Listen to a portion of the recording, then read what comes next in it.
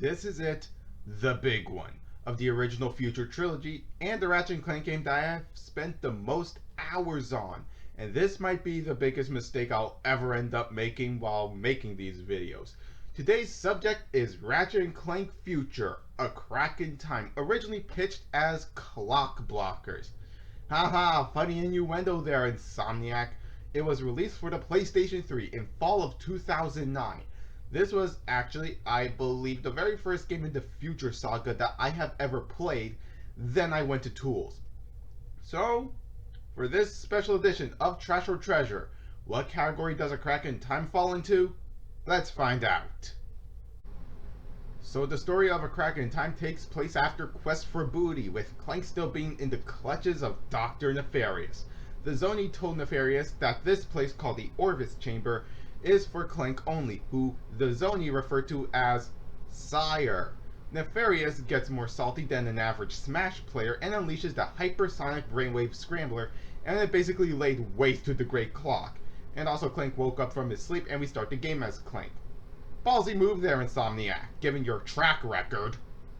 We then cut to Ratchet and the returning Captain Quark, who crash land in a place called Zolar Forest after being saved by a space anomaly. Well, saved in the biggest quotes possible. We do some requests for this new race called the Fongoids and rescue some Zoni, and we are introduced to a new villain in the form of Lord Vorsalon, who kidnaps Quark and some of the Fongoids. After escaping his wrath and upgrading our ship, we took off, and we have what I consider the best ship flying gameplay in the entire franchise. You know, if Rift Apart doesn't do the same thing. We get to Vorsalon's ship and beat him, and we are told about this rebel Lombax named Alistair Azimuth, who lives on Torren 4 in the Vila sector. Back to Clank. We are then introduced by Junior Caretaker Sigmund. We are also taught about the time pads, acquire the Chronoscepter, and take down what little young me was terrified of, actually, the hypersonic brainwave scrambler itself. Nowadays, I could beat it without any problems. But back then, oh boy, I need to get some relatives of mine to do that for me. And I'm not even making that up. I am not making a joke about that.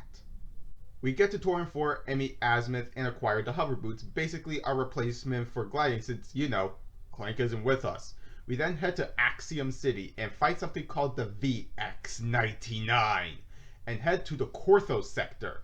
Another Clank section later, we finally hear what Orvis sounds like, and the person who provides his voice is, of all people, Charles Martinet, aka motherfucking Mario.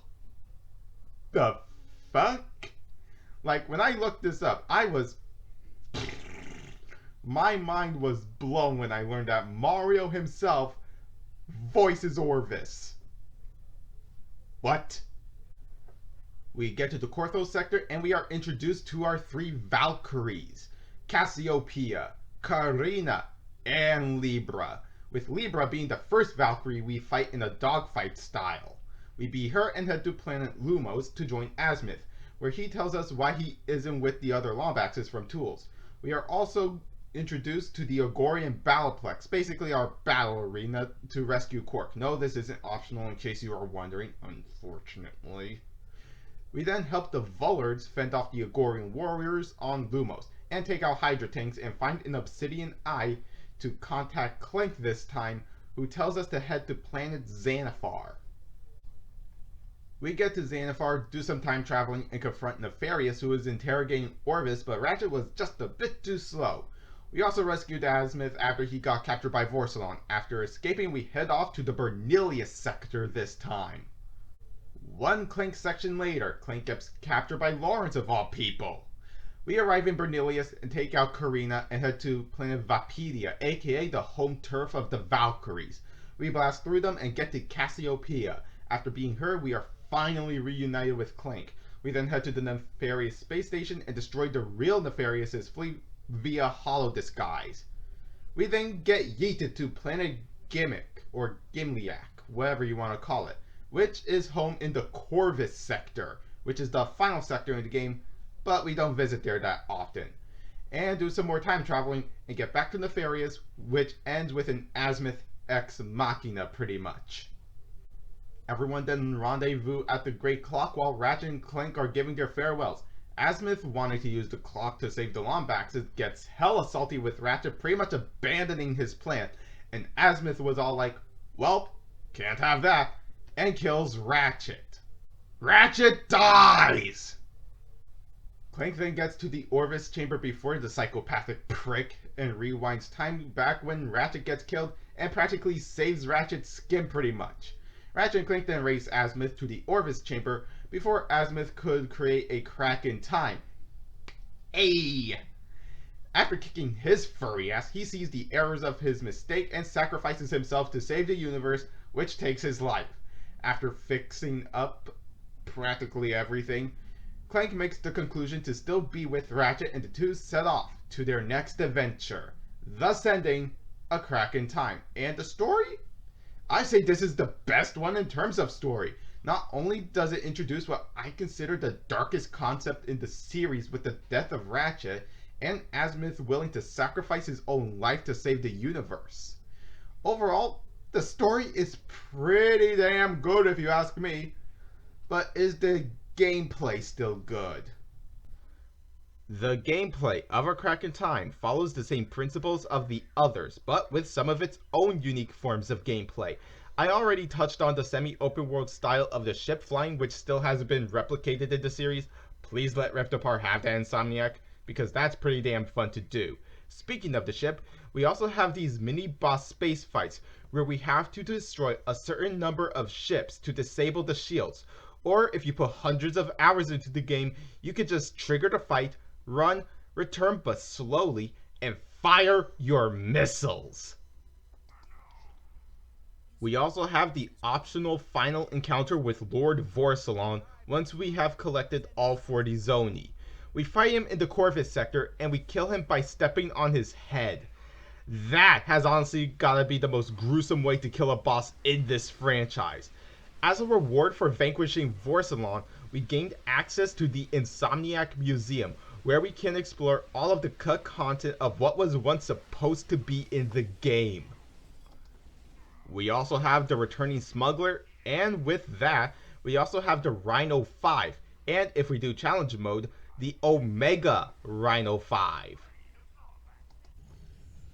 Now on to Clank's gameplay, who easily has my favorite version of the entire franchise as well. Not only does the little guy finally get a weapon, but he also gets something called time bombs, which basically slows down time on a single object or group of enemies. We also have the aforementioned time pad puzzles, which are just fun to try and figure out.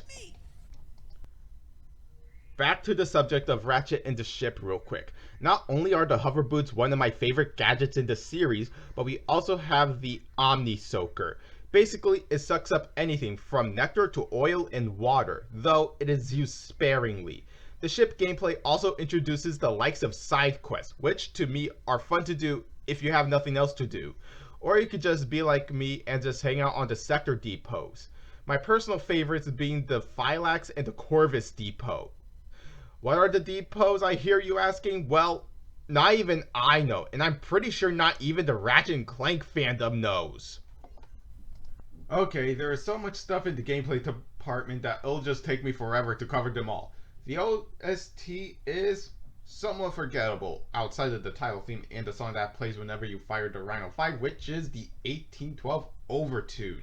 We also have anime cutscenes for the weapons, which I hope the person who came up with the idea got a raise because they are so much damn fun to watch. So, just to recap real quick. The story is great, the gameplay is one of, if not the best in the entire franchise, and the OST, while somewhat forgettable, is okay. Here's my conclusion to the game. Overall, Ratchet & Clank Future: A Crack in Time is what I consider the best in not only the Future saga, but in the entire series, right next to Up Your Arsenal. It has not only the greatest but darkest story ever, but also the greatest gameplay for Ratchet, Clank, and the ship. And the OST, while forgettable, is good. With all that in mind, I am giving Ratchet & Clank Future: A Crack in Time my score of a perfect 10 out of 10, with my seal of a must play. Whether you have a PS3 with a physical or digital edition, or PS4 or possibly even a PS5 via PlayStation Now, go play this game. You are missing out. Now, I want to know from you all, did you play Crack in Time, and could you recommend it to a friend? Leave your answers in the comments below. Give this video a like if you enjoyed it, and while you're here, consider subscribing and turn on the notification bell to be notified when I make a new video. And while you're here, follow me on Game Jolt while you also check out the demo for my latest game I'm making, Bloodborne Legends, The Legend Begins. I'm sure you will enjoy it.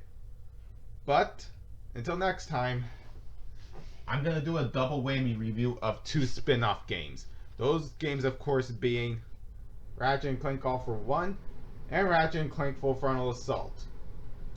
Till then, I've been Horror Kid, and take care.